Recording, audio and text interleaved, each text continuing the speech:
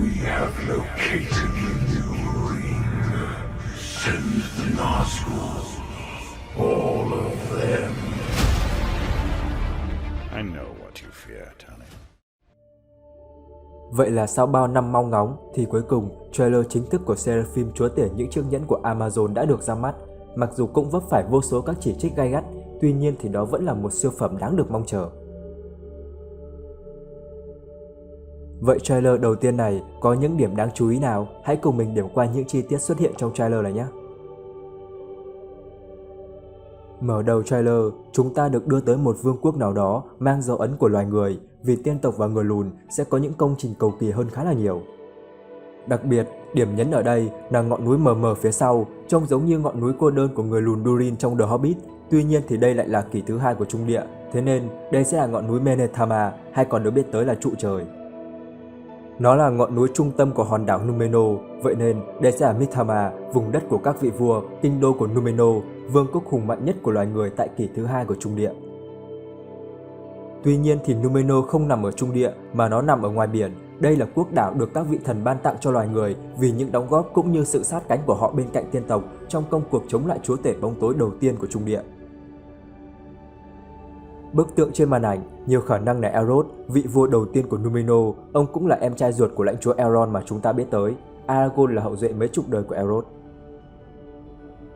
Để hiểu tại sao là hai anh em ruột nhưng Elrond lại là một lãnh chúa tiên tộc, còn em trai ông lại là đức vua đầu tiên của một vương quốc loài người, thì các bạn có thể ghé qua video về Númenor hoặc là Elrond để biết rõ hơn. Link mình có để ở trên góc màn hình hoặc ở trong phần mô tả video.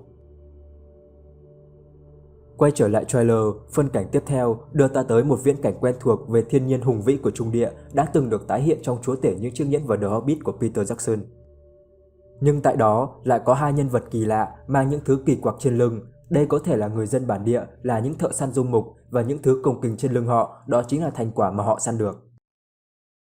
Xét về trang phục mà họ đang mang thì đây có vẻ là tộc người Losser hay những người tuyết sinh sống ở cực Bắc ở đầu kỷ thứ hai. Họ có một truyền thống đó là dùng những xương động vật để đeo vào người. Chỉ là mình không nghĩ là họ lại đeo những thứ của ma gì to chà bá vậy. Đây là một dân tộc bán du mục, họ chủ yếu được nhắc tới nhiều trong giai thoại về vị vua cuối cùng của Arthedain. Còn tại kỷ thứ hai, thứ liên quan tới họ đến từ các giao dịch với vương quốc tiên tộc Lindon. Tiếp tới là một nhân vật khá lạ lẫm, là một người Hobbit tại kỷ thứ hai, cũng chính là người đang có giọng nói ngay từ đầu. Có vẻ như cô gái này sẽ phá vỡ luật lệ của người Hobbit khi đó để đi tìm một ngôi nhà mới cho mình, hoặc là bị lạc. Người Hobbit thời kỳ này vẫn chưa tới xứ Shire, khung cảnh đằng sau cô gái cũng cho thấy đây là một nơi cư trú khá thô sơ. Thời điểm này, người Hobbit vẫn sống theo kiểu bí mật và biệt lập với thế giới bên ngoài. Sau đó là những hình ảnh chính thức của bộ phim với nhân vật chính xuất hiện, đó là công nương Gandriel hồi trẻ, vẫn đang mặc giáp và đang gặp khó khăn ở một nơi hiểm trở. Công nương Gandriel mà chúng ta từng biết tới trong nguyên tác cũng như những gì mà Peter Jackson miêu tả là một thượng tiên quyền năng nhất tại Trung Địa, với sự thông thái và quyền năng huyền ảo sẽ chính thức không còn nữa mà thay vào đó là một Gandriel thuần chiến binh hơn. Theo như các thông tin từ nhà sản xuất thì Gandriel phiên bản này sẽ trở thành một chiến binh chiến đấu chống lại tàn dư của những kẻ thù từng theo chúa tể bóng tối Morgoth, chúa tể bóng tối đầu tiên của thế giới. Có nhiều người sẽ chú ý tới huy hiệu trên đôi vai của cô và huy hiệu ở giữa ngực trong bộ giáp của Gandriel giống với huy hiệu của nhà Fëanor, người bác của Gandriel. Tuy nhiên thì với chi tiết mới nhất về đại đế Helgala, ông cũng mang biểu tượng này thì nó không còn là ám chỉ tới huy hiệu gốc của nhà Fëanor nữa, mà có vẻ đây sẽ là huy hiệu của tiên tộc Nodor tại Lindon với một hàm ý khác. Sau đó, chuyển tới cảnh một người đàn ông đang đối mặt với sự giận dữ của biển cả với những đợt sóng dữ dội. Nhân vật này được giới thiệu là Haviland, một con người và khả năng cao thì anh ta tới từ Númenor. Nhưng lý do tại sao anh ta lại đang trong tình trạng này là đang bị đi đày, đang trốn hay chỉ đang đi phượt xong gặp bão lớn thì vẫn là một câu hỏi khó mà đoán mò được. Và rồi chuyển tới cảnh một tiên tộc là một tiên rừng đang ngắm bắn. Anh ta được giới thiệu là Arondir và anh ta sẽ có một tình yêu với loài người nhưng sẽ bị ngăn cấm, hệt như Legolas và Tauriel trong The Hobbit vậy. Tiếp theo là một vật trông như một thiên thạch trên bầu trời đang bay ngang qua, một quả cầu lửa với độ cao là thấp như thể nó chuẩn bị giáng xuống mặt đất. Và rồi là một ánh mắt đang dõi theo quả cầu lửa này, ông chính là đại đế Helgala, đức vua tối cao của tiên tộc Nodor, người cai trị vương quốc tiên tộc Lindon. Hai chi tiết này bản chất là một đoạn là Gelgala đang ngước nhìn quả cầu lửa bí ẩn này.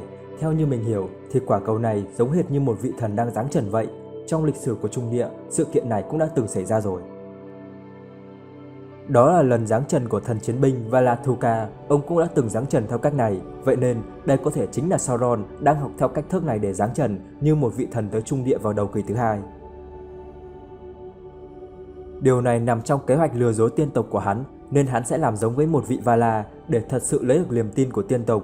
Điều đó được thể hiện ở vẻ mặt nghiêm túc có phần hoài nghi của Gelgala khi nhìn sự kiện này. Rồi tới cảnh Galadriel tiếp tục xông pha trên thảo nguyên như đang tấn công một thứ gì đó vì tốc độ đó quá là nhanh. Đây dường như là cô đang dẫn đầu một đội kỵ binh tiến vào chiến đấu. Đây có thể là một chiến dịch chống lại những kẻ vẫn còn đang tôn thờ chúa tể bóng tối Morgoth. Sự quyết liệt này có thể tới từ những mất mát từ những người anh trai ruột của cô trong thời đại cũ.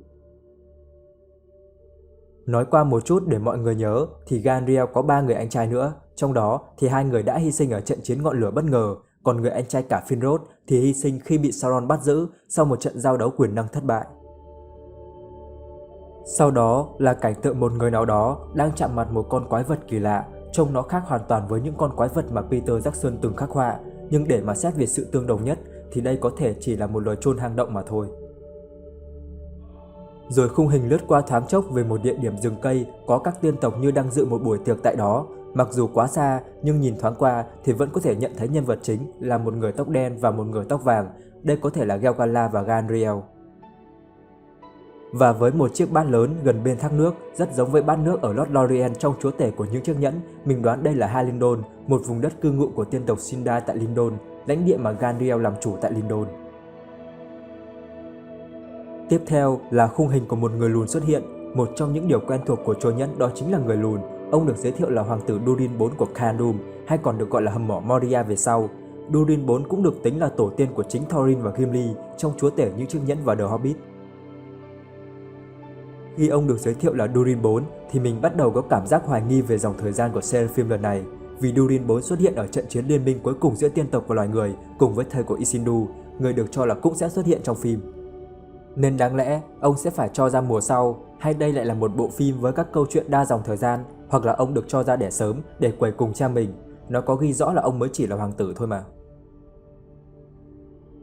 Rồi tới cảnh Elrond với ánh mắt sắc lạnh, thời điểm này thì ông vẫn đang là một chiến tướng phục vụ dưới quyền của Gelgala. Cùng xem con rể của Galadriel thời trẻ oai hùng ra sao và cách mà ông tạo ra Rivendell như thế nào. Cái bà này thì là công chúa người lùn, cũng là cho mọi người cái nhìn tận mắt về một người lùn là phụ nữ sẽ ra sao, một trong những nỗ lực đa dạng hóa tuyến nhân vật của Trung Địa, chỉ là sẽ không có dâu như trong nguyên tác mà mọi người đã mong đợi. Và tới cảnh Galadriel bị một người kiểm tra tai để kiểm chứng là người hay tiên, thì quay lại cảnh Halbrand trong cơn bão thì khả năng cao Galadriel đã đụng độ với Halbrand, có vẻ hai người miễn cưỡng trở thành bạn đồng hành cùng nhau, nhưng sự ngờ vực từ hai bên là có xảy ra. Và rồi là cảnh một cô gái Hobbit được một người đàn ông bí ẩn bốc cháy cứu giúp. Liệu rằng sự kiện này có kết nối với quả cầu rơi xuống ở đoạn trên hay không? Hay là đang có một trận chiến gì đó xảy ra? Tiếp đến là cảnh một nhóm người lùn đang phá một hòn đá. Khả năng đây là cảnh họ phá chiếc nhẫn sức mạnh như cách mà Gimli đã từng làm tại hội đồng của Elrond trong chúa tể của những chiếc nhẫn. Tới cảnh một cuộc chiến giữa tiên tộc và orc khốc liệt. Nhân vật trung tâm là Finrod, anh trai cả của công nương Galadriel. Đây có thể là trận chiến ngọn lửa bất ngờ nơi Finrod xiếm lâm nguy. Đây sẽ là khoảnh khắc trong hồi ức của Galadriel. Mình chỉ thắc mắc rằng liệu có thêm cảnh Finrod trao nhẫn tín vật cho Barahir trở thành chiếc nhẫn của các vị vua và sau này là của lãnh chúa Anoni của Númenor hay không, vì nó sẽ liên hệ tới Isildur, tổ tiên của Aragorn, người đồng sáng lập ra vương quốc Gondor. Cuối cùng là một bàn tay bí ẩn đưa ra, nắm lấy một bàn tay nhỏ bé, một nhân vật được cho là người lạ. Người lạ này có thể sẽ là Tom Bombadil, một thực thể tồn tại cùng với thế giới từ buổi sơ khai.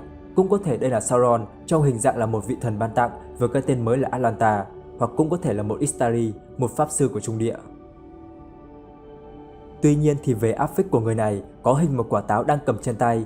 Đây là một biểu tượng trong kinh thánh đại diện cho sự phản bội được ngụy tạo như một món quà. Nó rõ ràng là đang ám chỉ tới Sauron, nhưng vì sao hắn ta lại có hình dạng này thì các bạn có thể xem lại video về Sauron hoặc là Celebrimbor trong kênh của mình nhé.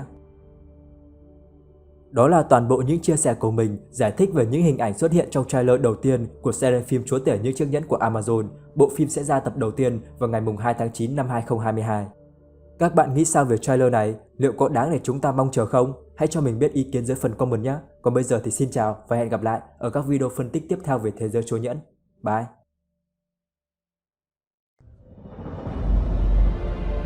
I see in your eyes the same fear that would take the heart of me. Nếu các bạn thấy video này hay và hữu ích thì hãy nhấn like và đăng ký kênh ủng hộ mình để mình có động lực hoàn thiện các video sau thật là tốt hơn. Đừng quên ấn nút chuông thông báo để không bỏ lỡ các video tiếp theo. Tham gia group chúa nhẫn trên Facebook để cùng trao đổi, chia sẻ về thế giới chúa nhẫn. Xin chào. Not for ourselves, but we can give Frodo his chance.